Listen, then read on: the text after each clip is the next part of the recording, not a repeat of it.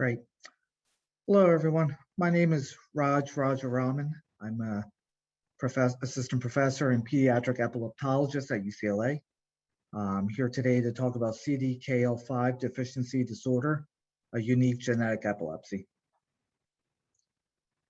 So CDKL5 deficiency disorder is a developmental epileptic encephalopathy, which means that the epilepsy and the gene mutation come together and kind of hinders development, potentially due to a lot of the seizure activity, as well as the genetic disorder itself. It is on the X chromosome, so it's an X-linked disorder. So it affects females more than males, about 4 to 1. And its incidence is about 1 in 40,000 to 60,000 live births. So it is a fairly rare genetic epilepsy compared to tuberous sclerosis, which is about 1 in 6,000. This is about 1 in 40,000.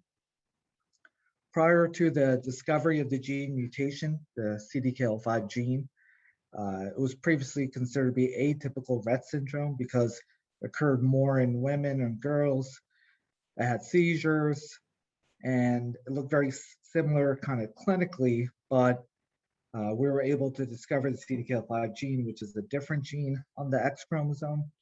And these children with CDKL5 is a little bit different clinically, a lot differently than Rett syndrome. So Rett syndrome girls often develop and then have regression and then have seizures, while the CDKL5 population, they will have pretty severe seizures early on. And they don't have the typical regression that you see with Rett syndrome.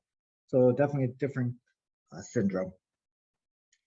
In terms of epilepsy, the seizure starts about 6 weeks of life, and then 90% of seizures, 90% of CDKL5 children have seizures by the age of 3 months. It's a pretty severe epilepsy. 80% have daily seizures. We've noticed that there is a honeymoon period for about 6 months on about the median average of the honeymoon period is about 6 months, average age around 2 years. So children have seizures and then it'll remit for a period and then come back. Infantile spasms occur about 80% of CDKL5 patients. And often some of these children won't have their diagnosis until later because their EEG doesn't have this classic infantile spasm pattern, which we call hypsarrhythmia. So it's this very chaotic, abnormal EEG background that you often see with infantile spasms, but a lot of the children with CDKL5 won't have hypsarrhythmia and just have the infantile spasms. So it's something that we have to keep an eye out for. The classic seizure type that can also be seen with CDKL5 is called this hypermotor tonic spasm sequence. So they'll wake up or start having this hypermotor, very aggressive movements, then it'll turn into stiffening, kind of this arm stiffening, and then relax, and then go into the spasms. So it follows this pattern, which we see with CDKL5 kids. Here at UCLA, we are offering several clinical trials for epilepsy. This one is Fintepla or fenfluramine, which was FDA approved for Dravet syndrome, had positive results with Lennox-Gastaut syndrome. And now we're going to be doing a phase 3 trial for CDKL5 deficiency disorder, which looks to be very promising. Looking at Fintepla, which is already FDA approved, but now we're going to be looking for CDKL5 deficiency disorder to see if we can improve our seizures there. 2 other drugs. One is the Ovid Takeda pharmaceutical company. They have a medication called soticlestat, which was studied in CDKL5, and they are continuing the drug in the open label extension, which had excellent results. And then additionally, we have the Marinus Pharmaceuticals ganaxolone study. So they completed their phase 3 study and they submitted to the FDA, and we're waiting to hear back about ganaxolone for CDKL5. But we also have a compassionate expanded access program for people who couldn't be in the phase 3 study, but also want to try the medication. So this study is closed. This one has the Marinus Pharmaceuticals as the expanded access program, and we're just starting up with Fintepla or fenfluramine specifically for CDKL5 deficiency disorder, which is a very exciting study for our patients. In terms of development, our children often have developmental delays. And the goal of trying to control these seizures early on and trying to make changes to see if whether we can improve development, if we can get better control of the seizures. So children independently walking, about a quarter of them, raking grasp, 50% by 5 years. Only about 7.5% of the patients, and females specifically, will have sentences. And often our kids have hand stereotypies, where they do hand wringing and other kind of hand self-stimulatory movements. Visual impairment, so something very specific with CDKL5 is that 75% have cortical visual impairment. So the eyes work and the pathway works, but the brain that accesses the information, that receives information, is not making the connections. And if you can't make those connections, then it's difficult to see the world, learn language, learn images. That really affects language and development. So we recommend vision therapy at a very young age, and make sure we get that plugged in as soon as possible.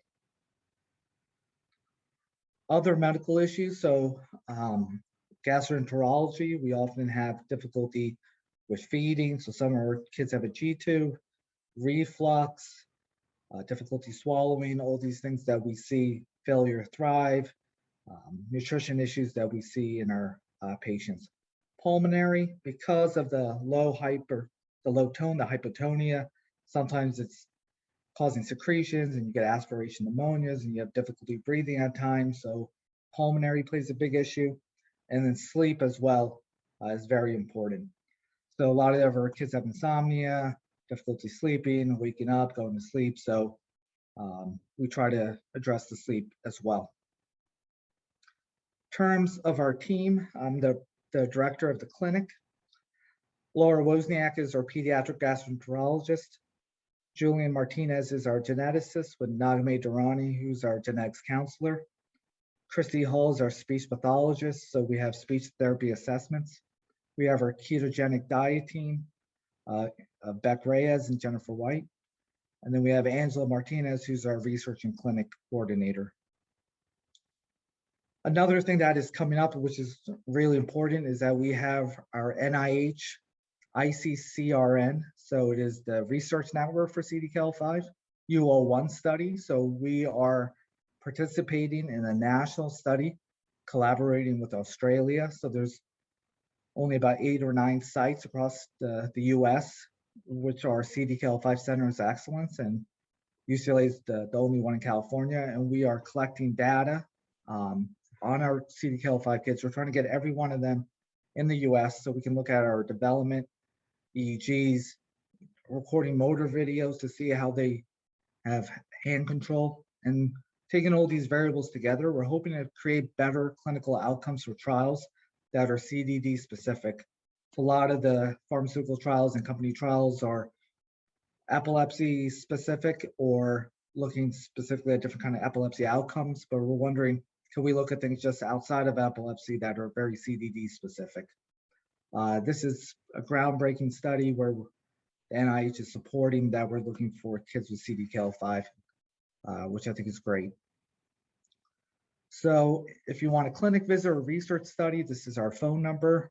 And if you want to be part of a research study, you can call the number or email Angela Martinez at angelamartinez@mednet.ucla.edu.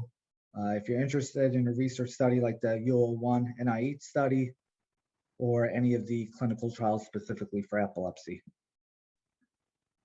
Thank you so much for your time. Happy to take questions. I have a quick question. So I have non-motor epilepsy. I'm working with Dr. Mazumder currently. And I'm wondering, I'm not ready to have kids yet, but I'm saying, like, with my type of epilepsy, is there a way that I could pass this down to my kid, or is it very randomized? Sure. So has Dr. Mazumder know what will cause your epilepsy? No, and they'll never have any clue. I've done so many tests, they have absolutely no clue.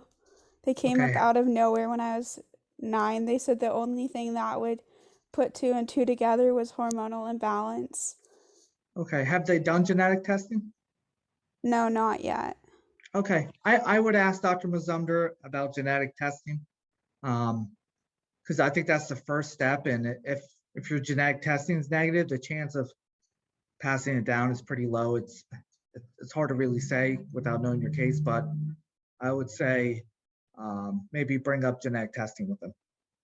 I think I might have had one test, but I don't know if it included this. I know that like my whole team said that once it comes time for me to have kids, then we'll get down and dirty with it to make sure nothing goes wrong. So is it a dominant or a recessive disorder? It really depends on CDKL5 or just in general, the epilepsies. CDKL5. Yeah, so it's an X-linked disorder. So if you have you get inherited from the X chromosome. If it is inheritable, a lot of times though, the mutation for CDKL5 is not inherited, and it just occurs when the sperm and the egg come together and causes a mutation. Okay, so it's just an individual mutation. It's not passed down as a recessive disorder. Yeah, it's pretty rare for it to be passed down. Okay, because I know right now I'm like interested in getting a genetic PhD, so all this stuff is really cool to me. I got my Bachelor of Science in Biology at Chico State this spring, so. That's awesome. Yeah, no, I think best of luck, but I think maybe just ask Dr. Mazumder about could this be genetic? What do you think? Okay, like one of my friends texted me the link to all these like lectures this morning, and I'm like, oh, this is so cool. No, we're happy to have Especially you. with my interest in the field of genetics and epilepsy, because my professor at Chico State sent me a really cool article about genetic epilepsy, and we had a discussion on it. It was really interesting. I don't remember the author where she got it from, but she just texted it to me. No, that's awesome. Thank you. Right, of course. All right then. Thank you so much.